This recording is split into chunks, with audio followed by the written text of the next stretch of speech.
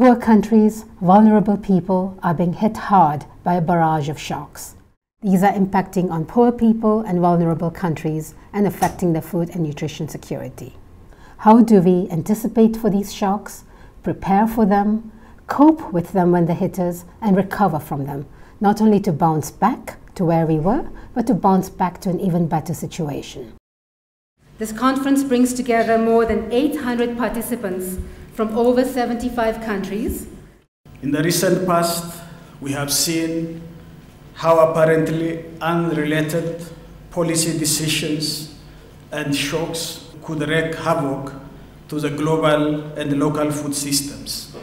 While every effort should be spent in preventing as many of the shocks as possible, we should also not lose sight of an equally urgent imperative that's building resilience. Today, resilience is recognized by many humanitarians and development actors as the bridge between preparedness, response, recovery, and development.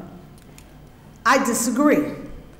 In fact, resilience building is the current, not the bridge, the current that must run through preparedness, response, recovery, and development interventions if we are to sustainably create resilient individuals, communities, and nations. Without tackling the resilience issues, we will not be able to achieve ending hunger, ending malnutrition by 2020, 2025, or 2030. So resilience is a must.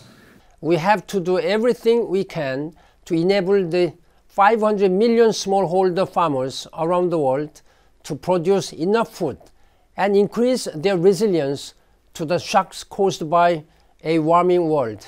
In building resilience for food and nutrition security, smallholder farmers call upon governments, NGOs, private sector, civil society, and the international community to involve them in planning, implementation, measurement, and monitoring of projects and programs.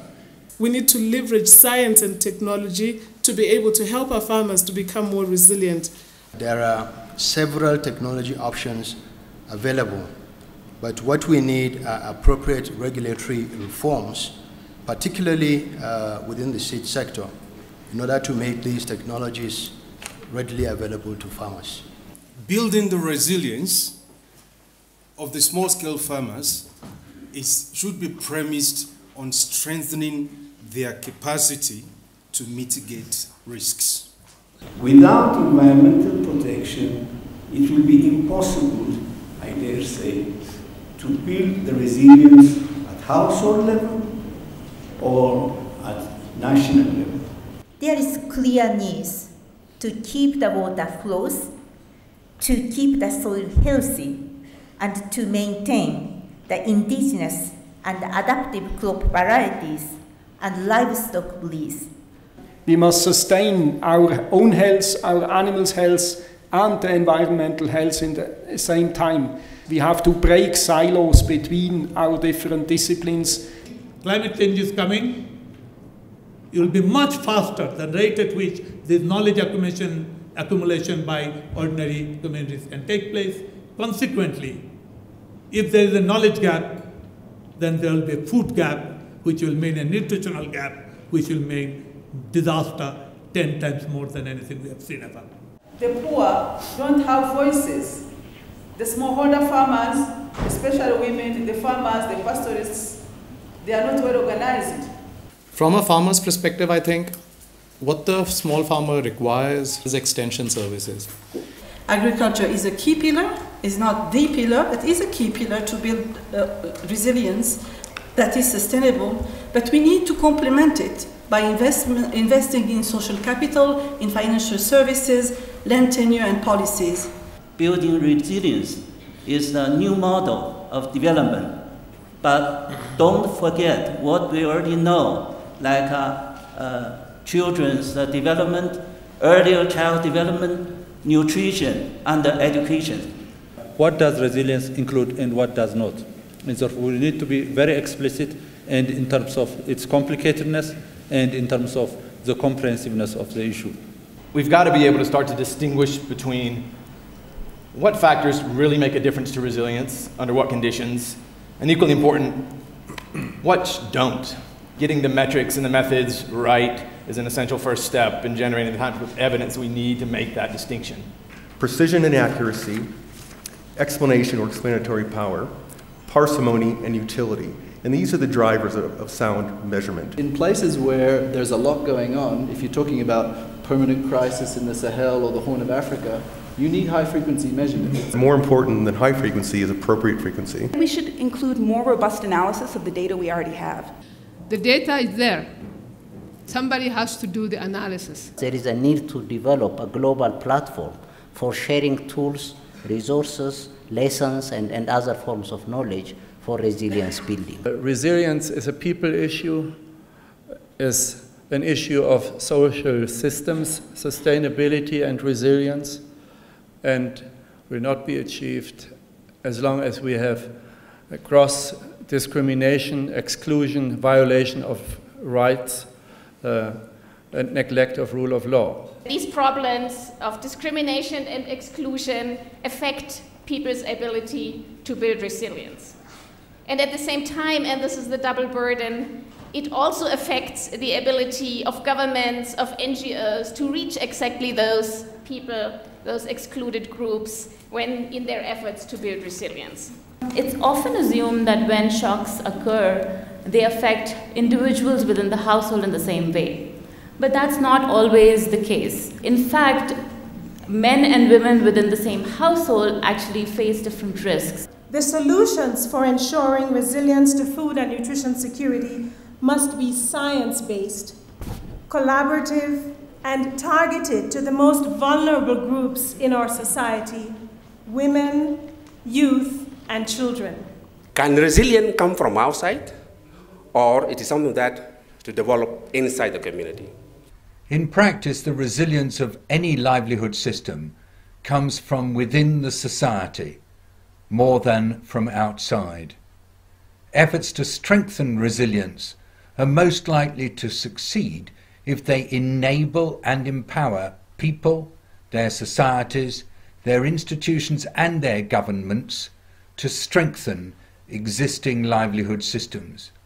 Outside interventions that ignore the social institutions and arrangements that support collective action are likely to displace them and can even create dependencies that reduce resilience. Most importantly was the role of communities, and that's where the real opportunity for building resilience is, and in terms of preparedness, mitigation, and response.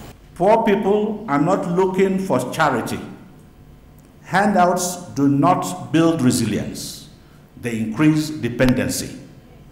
Resilience is built through partnership, partnership-based approaches that respect the dignity of the recipients, foster ownership, and ensure sustainability. Adaptation or resilience building should not just be seen as a social issue. It is a business. It helps create jobs. What's going to be different in what we do once we leave this conference? Are we just going to continue to do the same as we've been doing the last 10 years or 20 years? Or is there something new here that we really need to incorporate in our efforts to make the world a better place? Keeping the resilience on a global agenda is going to really demand that there is real evidence to bring to the table about the value of focusing on resilience. A lot of talk about policy, a lot of talk about research. The question for me now is, how do we bring it to tangible action on the ground where we can demonstrate evidence and apply the thinking that's been done? We need a paradigm shift, because if we do what we did, we get what we got. So I think here with this agenda of resilience, we have a golden opportunity to bridge the gap between humanitarian work and development work. And we better do not miss this opportunity. Resilience is about a system, sustainable global food system that can feed everybody nutritiously, healthily.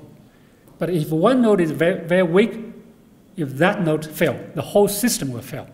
The food system today is at least as dependent on non-food systems than it is on food and agriculture. It depends on electricity and energy, on transport, on communications, etc. Ask yourself, are we reaching enough out to these other systems? Because we will only get a resilient food system if we think in terms of system of this systems. Investing in resilience is perhaps the key strategy to help end extreme poverty in the next 2 decades. It is time that by fighting long-term problems with long-term solutions, we can achieve resilience and expand people's capability. The more resilient people, communities, countries, and systems are, the more it is likely that we will achieve ambitious post-2015 goals. And vice versa, the more we invest in achieving such goals, the more resilient people are.